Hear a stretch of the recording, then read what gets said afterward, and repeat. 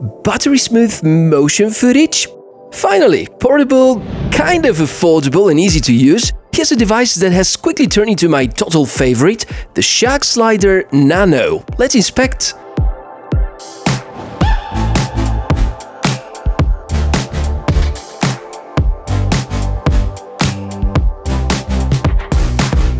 Hey, welcome Tech4O channel. My name is Michael. Really nice to see you here. Well, without further ado, this is the device we're going to inspect today. It's from iFootage, a company that exists on the market since rather recently. Inside we have a motorized slider, and I've packed it inside its original case. By the way, this case comes with the so-called bundle. If you can order the slider without the bundle, but with the bundle it arrives like that. I wanted to show you how quickly you can set it up to be operation ready. You just unzip like that, you take it out. There are some accessories, I'll tell you about them in a while. You need the battery. You can use the battery like that, or if the batteries are empty, you can always switch to, where's the port? You can always switch to a cable with the Type-C port, and then find some flat surface, put the camera, you're ready to rock. So this device comes from iFootage, as mentioned in the disclaimer first. I got the unit for free from iFootage. Actually, what they wanted from me at the first point was to give them feedback about the construction, about the usability, general user experience. But then I liked the device so much that I thought of making a dedicated video to show you all the features in my experience for the last few weeks. And as usual, I'm going to cover the most important topics: price, competitive products, the hardware, the software, the operation, and at the end we're going to make an assessment whether it's a really worthy product for you or not. And we're going to show the strengths, the weaknesses, everything which is relevant to the Nano Shark Slider. I gotta say that for the kind of footage that I shoot for the last 3 years, I've gone through a number of different solutions. Like, this is one of the things I used to use a lot. It's a dolly slider. I've had fluid heads and other solutions which weren't that perfect. I also used a mechanical slider, but nothing was giving me so far this easily programmable, nice motion footage that the Nano Shark is actually offering. And I would say it covers 95% of the needs, at least my particular needs, for what I'm doing here at YouTube. And I thought maybe I can help you to figure out whether that's a good match for you. Now, the pricing of the Shark Slider Nano, it costs $499 for the basic edition, $599 for the combo. I strongly recommend the combo because it has carrying case and battery included. Once you start digging for sliders, you're going to realize that most really good ones are at about the same price, but are not motorized. So that's something I was amazed about. They managed to get you not only exceptionally good hardware, but also super easy operation, either by manual control via the touchscreen or a bit more advanced and flexible features through the smartphone app. Touch basing the hardware and let's experience the unboxing together. As stated already, you could order just the slider or the so-called bundle. The latter one is featured in this unboxing. Those of you who follow the channel regularly know that keeping my gear safe is essential, so having a carrying case makes me already like the Shark Nano. If you are often on the go and are not explicitly doing studio work all the time, you know the struggle about carrying devices and how critical it is to keep your gear in good shape. So inside this case, let's start with the accessories. Shutter cables, compatible with most brands of cameras. The point here is to start recording together with the motion without having to depress the shutter on the camera. Then we have the battery. It's NP750B type, so if that's a battery you already use for one of your cameras, lucky you. If you don't have a battery or ordered the non-bundled version, it can be powered through a Type-C port, meaning that any power bank can do fine. There's no integrated battery inside, so there's no hidden tactics to make you buy proprietary tech or whatsoever, and it's future-proof, another very positive side. There's also a smartphone holder, which is nice, much better than any other phone holder, but most smartphones still have hard time to produce quality footage in most cases. Maybe in the future, iFootage may include an L-shaped plate, which will be a lot more useful.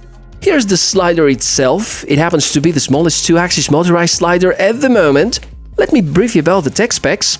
weight is 2.15 kilos, payload supported up to 3.5 kilos, usable length 20 centimeters in desktop mode, twice more in tripod mode, powered by F750 battery, operating at 7.4 volts with Type-C port, highly portable and with really good temperature intolerance. The construction is solid, metal-based, I don't think it can easily break. Two things I will pay attention to if using it outdoors: keep away from water and from dust or sand. Both can damage the motors or the delicate parts inside.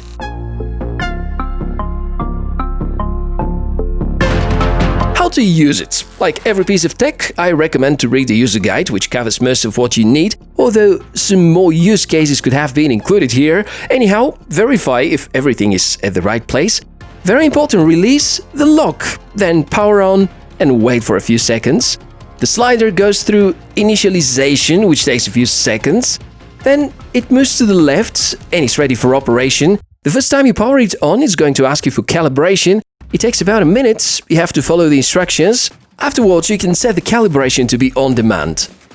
Learning curve. Touchscreen, as long as you can read and remember that the setup is combination between the touchscreen and the buttons, you will have no troubles at all.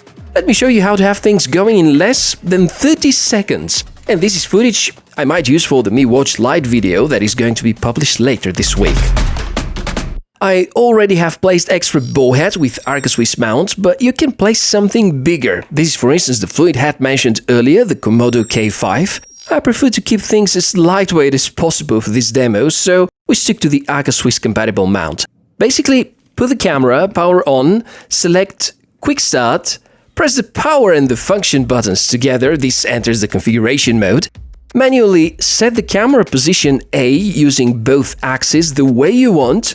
Press the Fn key, then set position B. Confirm, you're good to go. Of course, that's the shorter version which will be possible after you get used to the slider. There are some more fine-tunings, of course. Sometimes the positions that you set need to be precisely chosen so that the footage is perfectly smooth and requires less post-production. Also, we didn't mention about the speed. You can choose the sliding time and also the percentage from the default slider set. For product reviews, I usually stay between 10 and 20%. For time-lapse, you need of course to make it a lot slower. You have the option to set the movement to be repetitive. You can use it even for filming yourself if there is the idea to simulate handheld movements. It's all down to creativity, but for sure the options are really a lot. Entering the rest of the menus, you have time-lapse and stop motion. Especially with these two, you may want to use the shutter controlling cables. The other menu is the setting menu, but it is a bit more interesting in the smartphone app.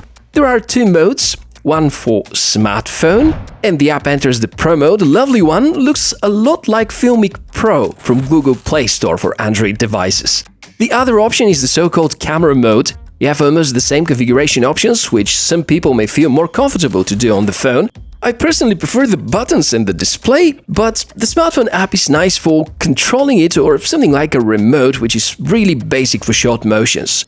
So now you know how it operates, you know about the specs, the rest is up to your creativity. Whether it will be on a tripod horizontally or vertically, or you're gonna have some other amazing ideas for camera placement, go for it. Try, experiment, get to know the strengths of the unit and take the most out of it. Of course, I managed to find some drawbacks. The battery status was not very accurate. Takes a few minutes of operation to get the real status of the battery. Maybe that's a firmware thing to be fixed. The knobs that regulate the plates are a little tough to move, but since we only use them in case it wheels, that's fine. I wish there was software warning about the lock mechanism, but maybe someday. The other thing, which is more like a recommendation, turn off the camera in body stabilization and EIS if possible. Despite these minor shortcomings, that's a great motorized slider, and I think iFootage have designed something spectacular for this price. Definitely not a must-have if you're a beginner, but at least for me, it significantly reduced the amount of time for making motion clips, and more importantly, it's very simple to use and at the same time reliable. Obviously, considering the price point, I can't simply say go for it and buy it, because not everybody needs a slider. But if you're about to spend $300 or $400 on something purely mechanical, think twice and maybe it will make much better sense to jump to a motorized solution which costs a little more than that. So that's how we end this episode. Big thanks to iFootage for giving me this test unit for the review, and thank you for being with me today. If you want to get the slider with a discount, hurry up, check the description on the video to see if that coupon code is still active. For any questions, let me know using the comments below. If you enjoyed, hit that thumb up and subscribe to the channel, which is gonna be greatly appreciated. And from my end, wishes for a fantastic day. Bye!